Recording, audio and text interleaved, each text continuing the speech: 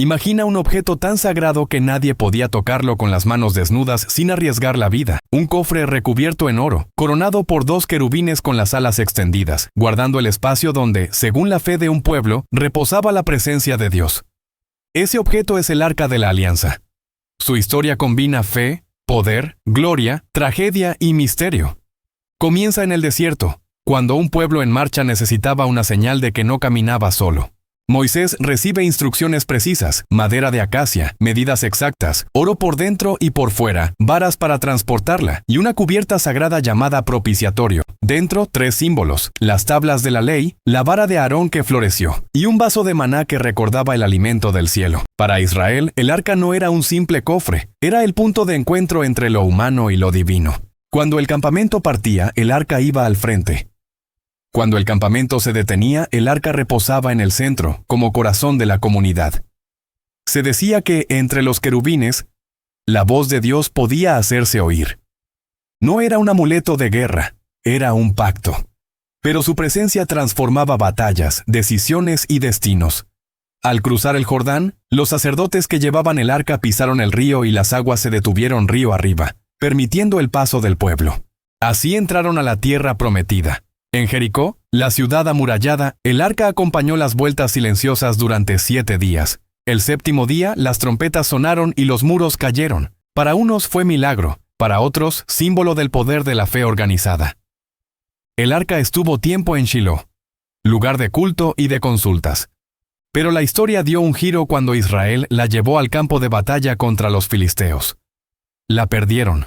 Los filisteos se la llevaron como trofeo y la colocaron en el templo de su dios Dagón. A la mañana siguiente la estatua de Dagón yacía caída. Después vinieron plagas, tumores, pánico. La presencia del arca no era un juguete, ni un botín. Aterrados, los filisteos la devolvieron. Primero a Bet-Semes, luego a Kiriat Jearim, donde permaneció años en casa de Abinadab. Más tarde, el rey David quiso llevar el arca a Jerusalén. Organizó una celebración inmensa, música, danzas, gritos de alegría.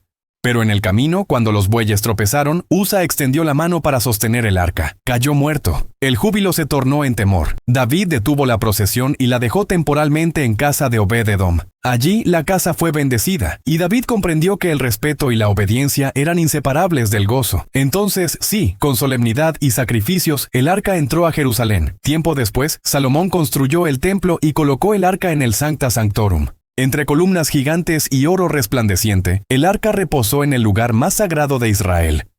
La nube de la gloria llenó el templo, dicen los relatos. Pero la historia del arca no termina en el esplendor, sino en un silencio inquietante. Siglos más tarde, Babilonia avanzó sobre Jerusalén. El templo fue destruido en el 586 a.C.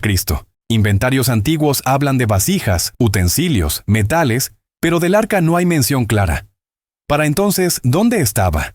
Algunos sostienen que fue escondida en cuevas bajo el monte del templo, anticipando la invasión. Otros citan tradiciones según las cuales el profeta Jeremías la ocultó en una cueva del monte Nebo, sellándola para un tiempo futuro. Hay quien mira hacia el Cuerno de África. En Aksum, Etiopía, la iglesia de Santa María de Sión afirma custodiar el arca. Un solo guardián puede verla, dicen. No hay pruebas abiertas al público, pero la tradición no se apaga. Otras teorías señalan cámaras secretas en Roma, tesoros protegidos por siglos de historia e intriga. También existen relatos de caballeros medievales que pudieron haberla resguardado en lugares desconocidos de Europa. Exploradores modernos han buscado en túneles, criptas y desiertos. Se han escrito libros, se han rodado documentales, se han propuesto mapas y cronologías, pero el secreto permanece fuera del alcance. Tal vez no es casual, porque el arca siempre habló de algo más grande que el oro que la recubría. No era poder por el poder, era presencia y promesa. Para algunos, su desaparición recuerda que lo sagrado no se captura, se honra.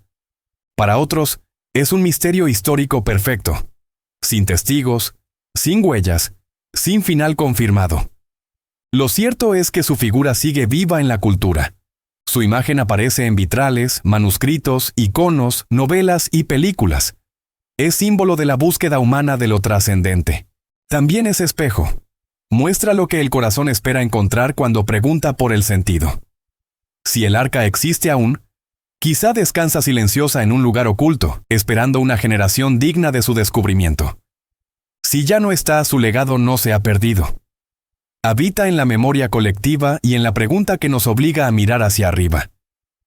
¿Y si su mayor poder no estaba en las plagas o en la caída de muros, sino en encender la conciencia de un pueblo? ¿Y si su misión fue enseñar que lo divino no cabe en un cofre, por magnífico que sea?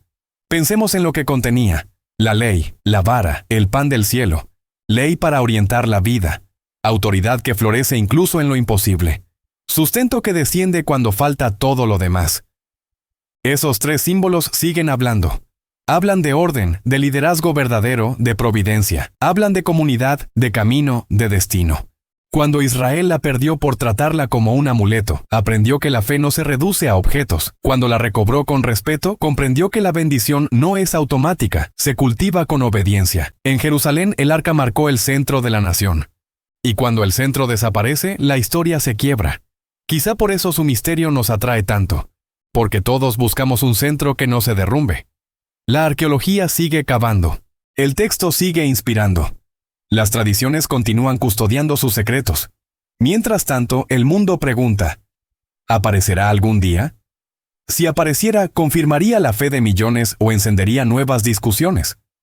¿Cambiaría la geopolítica, la religión, la ciencia? ¿O descubriríamos que, en el fondo, lo que más necesitábamos no era verla, sino recordar lo que significa? El Arca de la Alianza es, a la vez, historia y símbolo.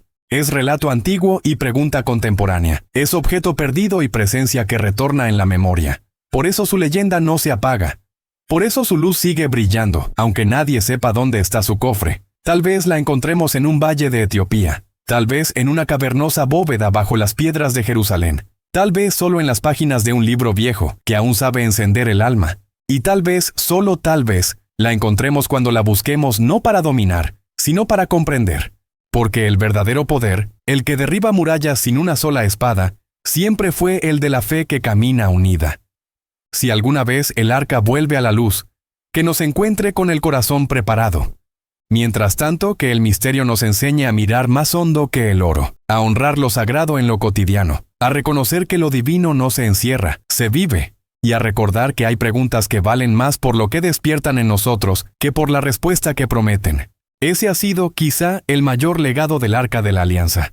Un legado que no ocupa espacio, pero lo llena todo. Un legado que invita a caminar y a seguir buscando. Si este viaje te hizo pensar, comparte esta historia, deja tu opinión y sigamos explorando juntos los grandes misterios que aún nos hablan desde el pasado.